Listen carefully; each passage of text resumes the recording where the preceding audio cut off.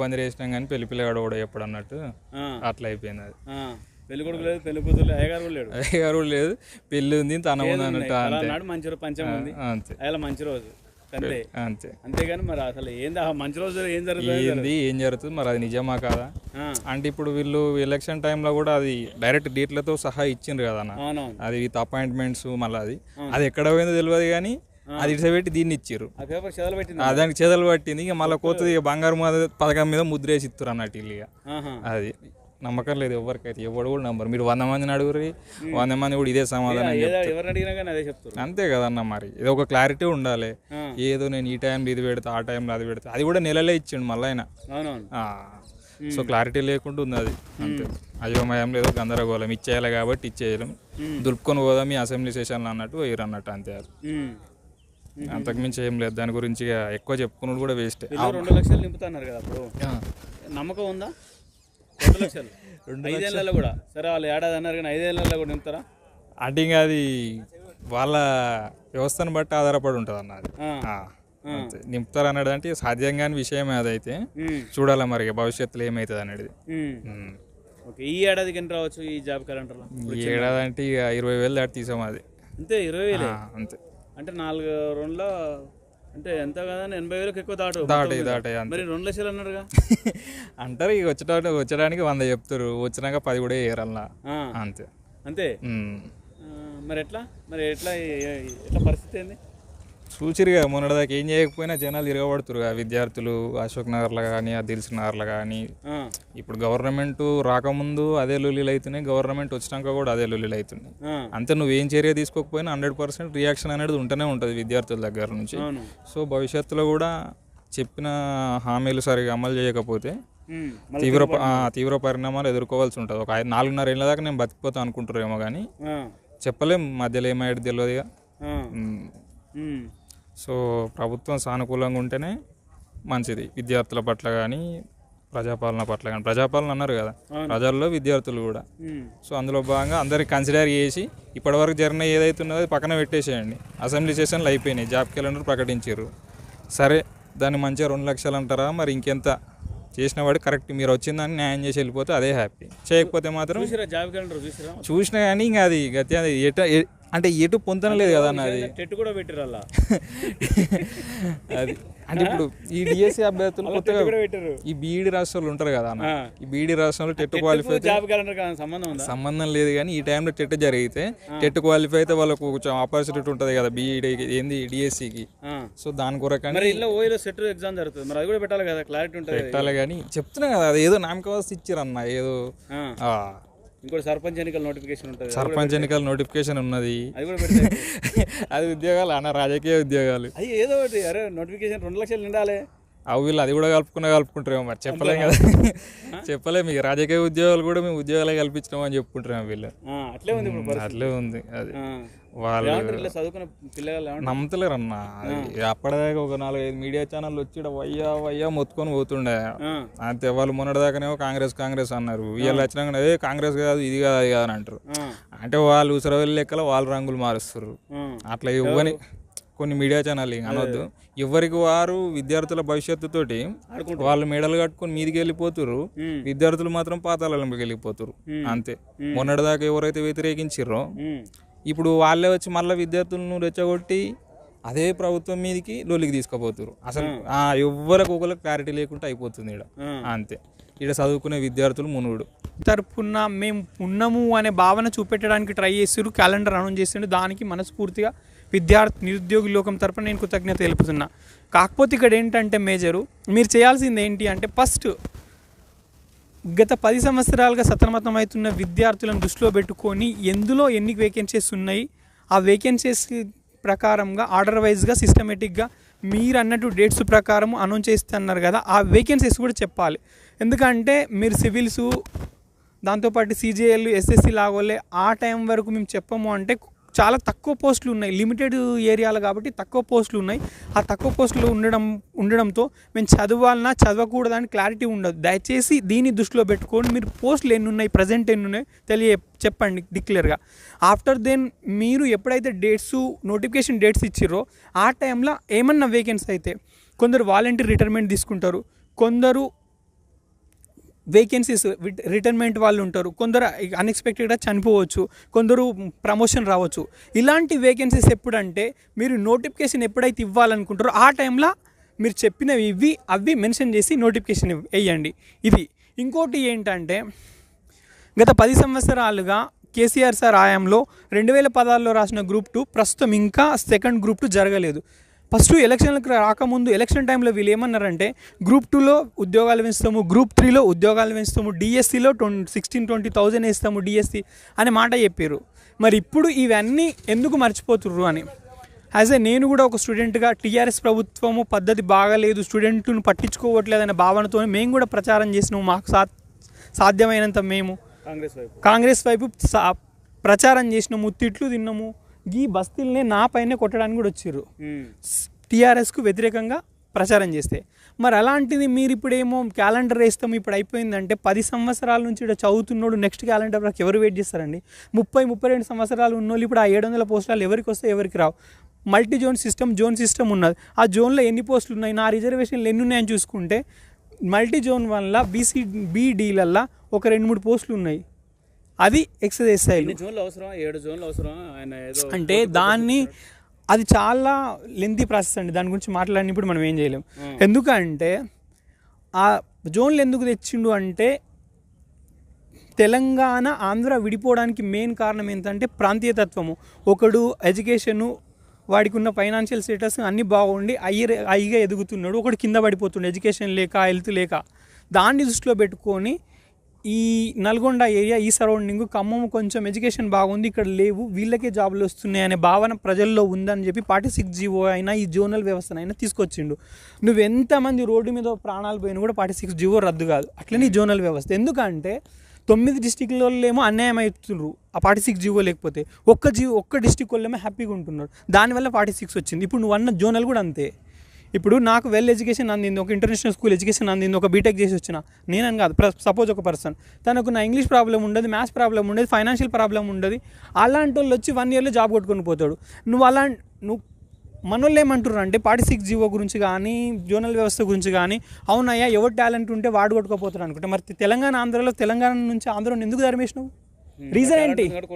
మరి రీజన్ ఏంటి? నీకు చేతన అయితే కొట్టుకోనుంటి వాడిని ఎందుకు ధర్మేసినావు? ఇప్పుడు నేను 46 జీవో మీద అదే మాట్లాడతాను. నీకు ఎందుకు చేతన అయితే వాడిని ఎందుకు ఉంచుకోనుంటి? వానితోనే పోరాడినట్టు నీకు దమ్ముంటే అప్పుడు తెలియలేదా మరి ప్రాంతీయతత్వం అని? కేసీఆర్ సార్ ఏం ఆలోచన అంటే ఇంతకుముందు వచ్చినట్టు ఈ 9 డిస్టిక్లలో అన్యాయం అయిపోతారు, ఇది స్టేట్ సర్వీస్ అని అంటుర్రు. ఆ స్టేట్ సర్వీస్లో మా సంగారెడ్డిలోనే గతంలో 1-2 పోస్టులు వస్తుండే, ఇప్పుడు ఒక 30-40 పోస్టులు వచ్చినాయి. తేడా లేదా? సరే, ఇంకోటి ఏంటంటే ఈ నేను ఇచ్చిన జాబ్ క్యాలెండర్లో జేఎల్ పోస్టులు లేవు, గ్రూప్ 4 లేదు. జాబ్ క్యాలెండర్లో జేఎల్ లేవు, గ్రూప్ 4 లేవు. మరి ఇంకేమన్నా నెక్స్ట్ క్లారిటీ పక్కా క్లారిటీ ఏం లేదంటే, ఒకటి ఇదేదో చిన్నగా ఒక ఉపశాంతికి అనౌన్స్మెంట్ చేసినట్టుంది. రీజన్ ఏంటంటే దీనికి ఒక పర్టికులర్ ఒక జీవో తీసుకొచ్చి టీఎస్పీఎస్సీకి అప్పచెప్పి ఇప్పటి నుంచి ఇంతవరకు దీనికి ఇంత బడ్జెట్ ఉంది, ఇన్ని జాబ్స్ ఉన్నాయి, ఇది క్యాలెండరు డేట్స్, ఇందులో ఇన్ని జాబ్స్ ఉన్నాయని క్లియరెన్స్ లేదు. ఇది క్లియరెన్స్ ఇస్తేనే స్టూడెంట్స్కి ఏమన్నా ఒక క్లారిటీ ఉండి ముందు చదువుదామనిపిస్తుంది. ఇప్పుడు నేనే డిఎల్ చదువుదాం అనుకున్నా, ఆ డిఎల్లో ఎన్ని పోస్టులు ఉన్నాయో తెలియదు. అదేమో జూలైలో ఇస్తే అక్టోబర్-నవంబర్లో ఎగ్జామ్ పెడతారంట నెక్స్ట్ ఇయర్లో. అది ఒకవేళ ఎగ్జామ్ పెట్టి చిన్నగా ఇష్యూస్ ఏదైనా వస్తే మళ్ళీ ఇంకొక 1 ఇయర్ కూడా పోతుంది. ఆల్రెడీ 30కి వచ్చినాము, ఇంకొక 2-3 ఏళ్ళు ఉన్నామనుకో ఎవడి పిల్లని అడిగా. అది పరిస్థితి. గత ప్రభుత్వం చేసిన అరాచక పాలన వల్ల, నెగ్లిజెన్సీ వల్ల, నిర్లక్ష్యం వల్ల నిరుద్యోగుల జీవితాలు ఘోరంగా అయిన ఒక 10 ఇయర్స్ పోయింది ఒక్కొక్క లైఫ్ నుంచి. రీసెంట్గా ఇప్పుడు వచ్చిన వాళ్ళకు దీని బాధ తెలియదు, కానీ గతంలో ఉన్నోనికి తెలుస్తుంది. ఇప్పుడు నువ్వు చదువు అంటే ఆల్రెడీ ఫిజికల్గా, మెంటల్గా, ఫైనాన్షియల్గా అంత బాగా క్రూషియల్ పరిస్థితులు ఉంటారు. ఒక 2013-16 ఆ టైంలో గ్రాడ్యుయేషన్ అయిపోయిన వాళ్ళు. ఇప్పుడు కొత్తగా వచ్చిన వాళ్ళకి క్యాలెండర్ చాలా సేపు, ఎందుకంటే నీకు ఒక 1.5 ఇయర్ టైం ఉంది, నువ్వు చదువుకొని కొట్టుకొని వెళ్ళిపోతావు. ఇప్పుడే వచ్చినోనికి ఏంటంటే ఆ పోస్టులు తక్కువ ఉన్నాయి గతంలో ఉన్నోనికి. నెక్స్ట్ పోస్టులు ఏమో అవి ఎప్పుడో పడతాయి. కాబట్టి అంత లాంగ్ గ్యాప్ కూడా నోటిఫికేషన్ల మధ్య ఉండొద్దు. 2 పోస్టుల మధ్యలో క్లారిటీ ఉండాలి. మీరన్నట్టు జేఎల్ లేదు, గ్రూప్ 4 ఆ లేనివి కూడా ఖచ్చితంగా మెన్షన్ చేయాలి. ఇంకోటి ఏమంటారు మీ ఇదే లైబ్రరీ చదువుతారా మీరు ఉస్మానియా ఎవరి మీరు ఈ లైబ్రరీ మిగతా ఇదే అంటున్నారు ఎవరి ఫీలింగ్ అయినా క్యాలెండర్లో ఫస్ట్ పోస్టులు మెన్షన్ చేయాలి.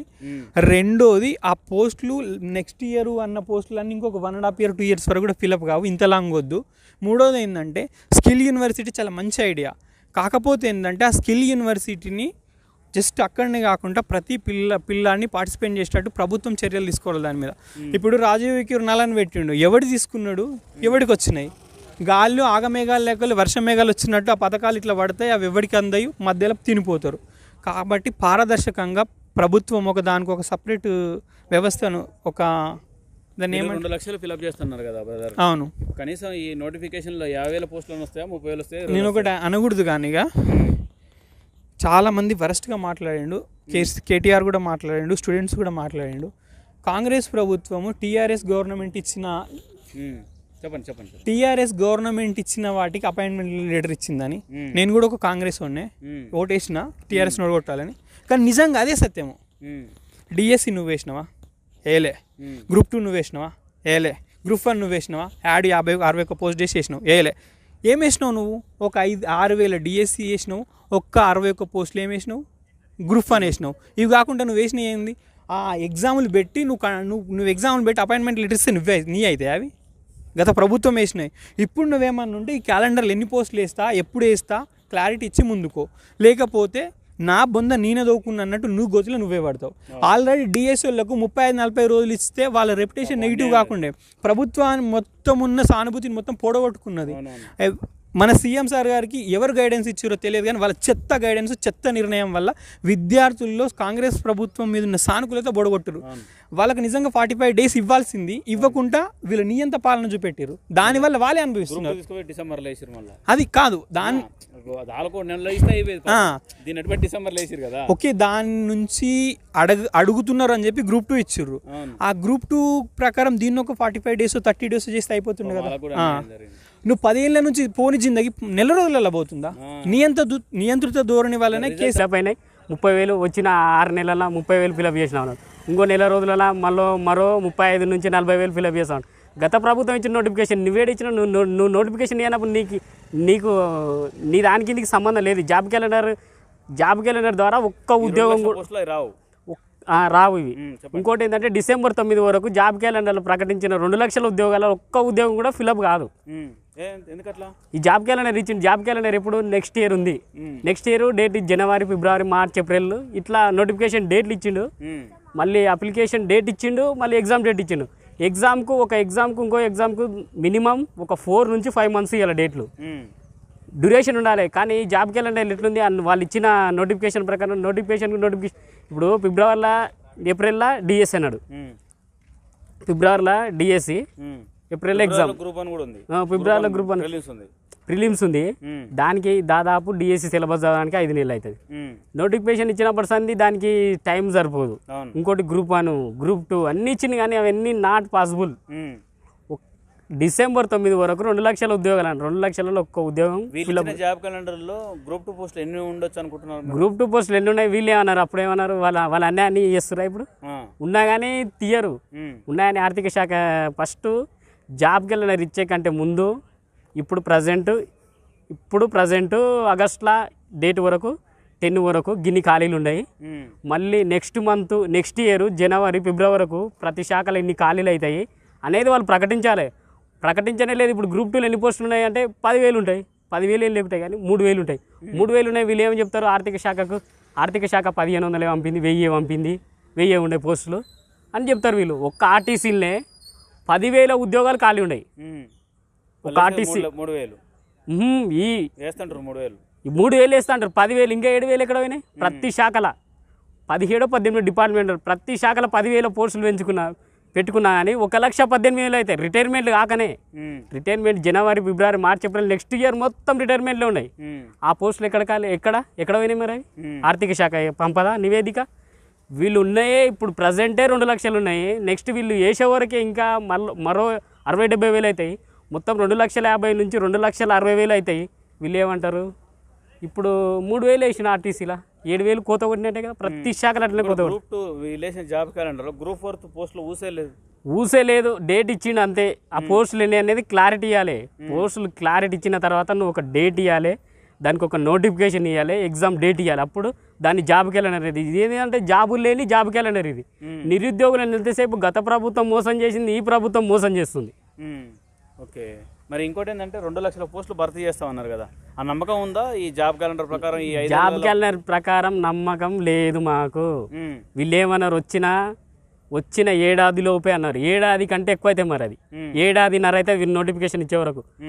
నోటిఫికేషన్ ఇచ్చే వరకు ఏడాదిన్నర అయితే, ఏడాదిన్నరకు లక్ష కాదు, వీళ్ళు 10,000 కూడా ఫిల్ చేయరు. గత ప్రభుత్వంవే ఫిల్ అవుతాయి ఈ ఇయర్ మొత్తం.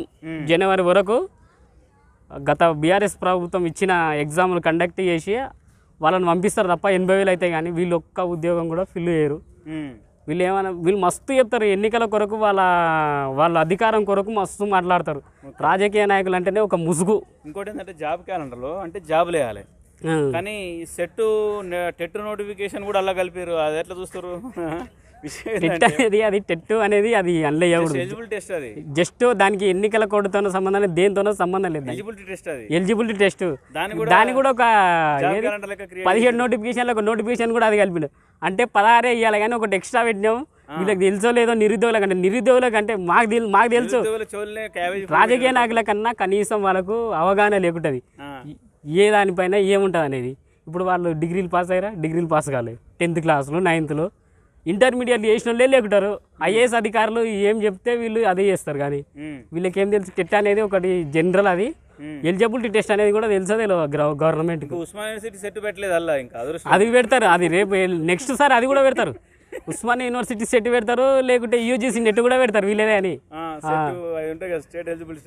పీజీ సెట్ కూడా పెడతారు, సిపి గెట్ కూడా పెట్టి అది కూడా ఇది కూడా ఒక నోటిఫికేషన్ అని చెప్తారు. ఎంసెట్లు అన్ని పెడతారు, నీటు ఎంసెట్ అన్ని ఇవన్నీ జాబ్ క్యాలెండర్ అని చెప్తారు వాళ్ళు. ఏదో రోజుకి వస్తుంది జాబ్ చెప్పేటోడు ఇంటే షోలో పూలు పెడతారు వాళ్ళు. నిరుద్యోగులకి గమ్మతి జోకులు వేసారు. నిరుద్యోగులకు వేస్తారు వాళ్ళు, వాళ్ళపైన కూడా వాళ్ళు వేసుకుంటారులే. నిరుద్యోగులు కూడా వాళ్ళ పైన కూడా వేస్తారు జోకులు. ఏమంటారు మీ నిరుద్యోగులు, ఏమంటారు మీ ఫ్రెండ్స్ కావచ్చు? ఫ్రెండ్స్ ఏమంటారు, ఇప్పుడు గ్రూప్ 2 ఉంది కదా, గ్రూప్ 2 చదువుతున్నాం అంటారు. ఇంకా గ్రూప్ 2 జాబ్ క్యాలెండర్ పైన ఏం లేదు, జాబ్ లేని జాబ్ క్యాలెండర్ అది. ఆ జాబ్ క్యాలెండర్ ఎట్లా అవుతుంది? నోటిఫికేషన్ ఎగ్జామ్ డేట్ ఇస్తే అయిపోయినా ఏ దాంట్లో ఎన్ని పోస్టులు ఖాళీ ఉన్నాయి, వేకెన్సీస్ ఎన్ని అనేది ఒక క్లారిటీ ఉండాలి, అప్పుడు దాన్ని జాబ్ క్యాలెండర్ అంటారు. కానీ ఇది నోటిఫికేషన్ క్యాలెండర్, ఇది జాబులు లేని నోటిఫికేషన్ క్యాలెండర్. ఇది చాలా లాంగ్ టైం తీసుకుంటుంది. లాంగ్ టైం అదంతా కాని ముచ్చట. ఏ ప్రభుత్వానికైనా కానీ జాబ్ క్యాలెండర్ అనేది నాట్ ఇంపాసిబుల్ అంతే. వీళ్ళు వేసిరు కానీ అది జాబులు లేని జాబ్ క్యాలెండర్. నోటిఫికేషన్ ఇస్తే అయిపోయినా, నోటిఫికేషన్ ఇచ్చి ఎగ్జామ్ డేట్ ఇచ్చింది, అలా జాబులు ఉన్నాయి. మీకన్నా ఇప్పుడు మాకంటే ఇచ్చిపెట్టి మేము అంటే గవర్నమెంట్ యాంటీ, మీరు ఒక సోషలిస్ట్గా ఒక సామాజిక కార్యకర్తగా మీకన్నా తెలియాలిగా పోస్టులు ఉన్నాయా లేదా అనేది. పోస్టులు లేవు, అది ఇప్పుడు అది ఇస్తే అది జనాలందరికి కనిపిస్తుంది. చదువుకున్న వాళ్ళు ఏమనుకుంటారు, జాబులు వేసిన అనుకుంటారు. కానీ జాబ్ ఇంటికాడ ఉన్న వాళ్ళు ఏమనుకుంటారు, మా తల్లిదండ్రులు జాబులు వేసిన మా కొడుకు మళ్ళీ అబ్బా అనుకుంటారు. కానీ అలా జాబులు లేవు అని తెలియదు వాళ్ళకు. ఏ దాంట్లో ఎన్ని వేకెన్సీస్ ఉన్నాయి అనేది తెలియదు కదా. ఇప్పుడు కొంచెం కాస్త కూర్చో చదువుకున్నాం, మీరు చదువుకున్నారు కాబట్టి మీ పిల్లలు ప్రిపేర్ అవుతుంటే మీకు అండర్స్టాండింగ్ అవుతుంది. మా వాళ్ళు ఏంటారు, వాడు జాబ్ వేసింది కానీ మీకు జాబ్ వస్తలేరా, మీరు ఏం చదువుతారు అంటారు.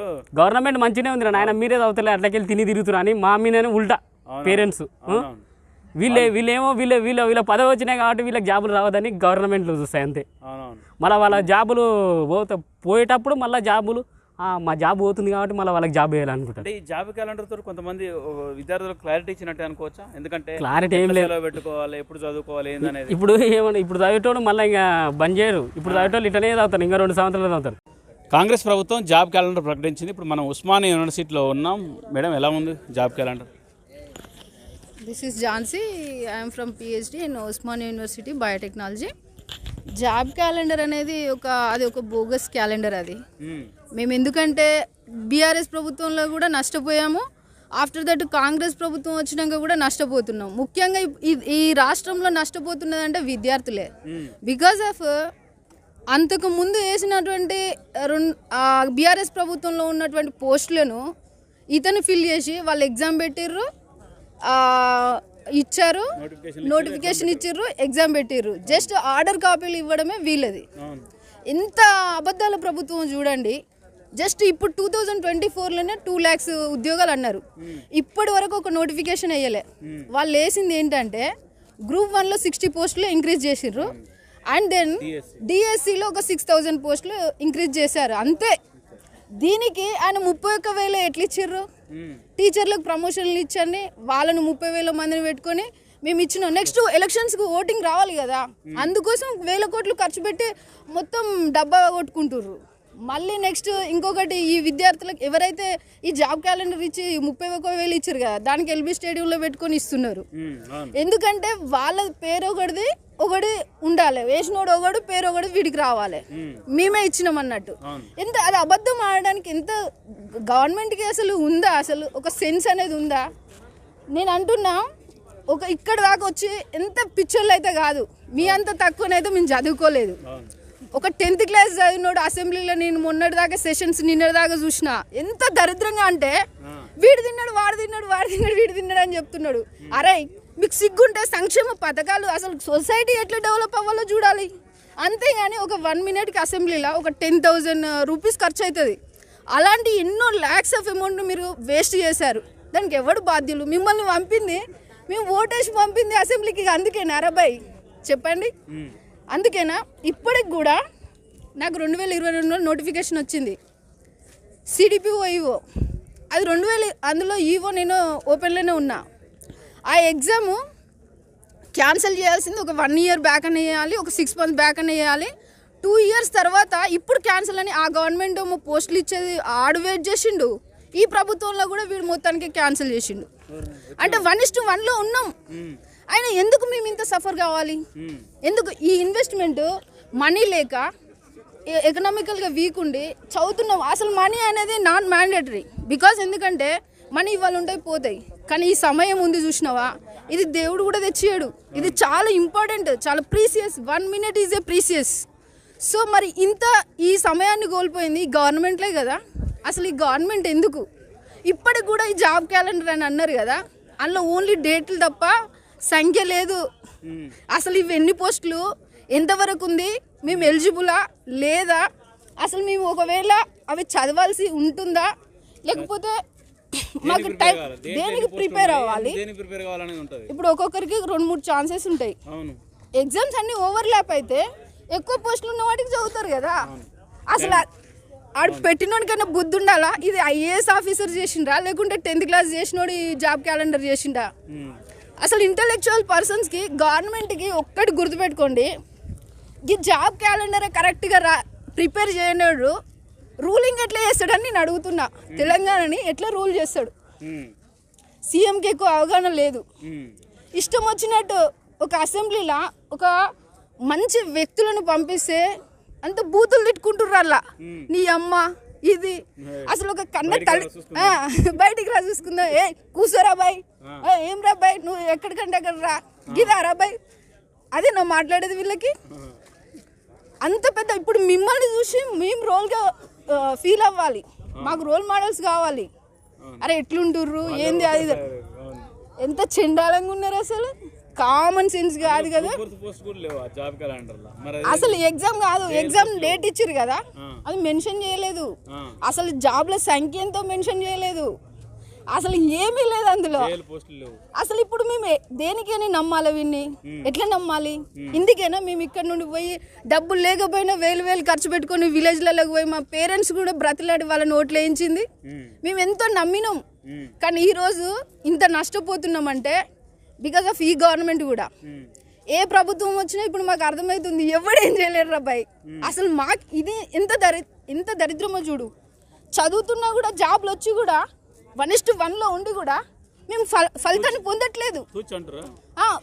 చూడండి ఇప్పుడు ఇదేదో చేసేదేదో 2 years నుండి సిట్ దర్యాప్తులో అన్నది.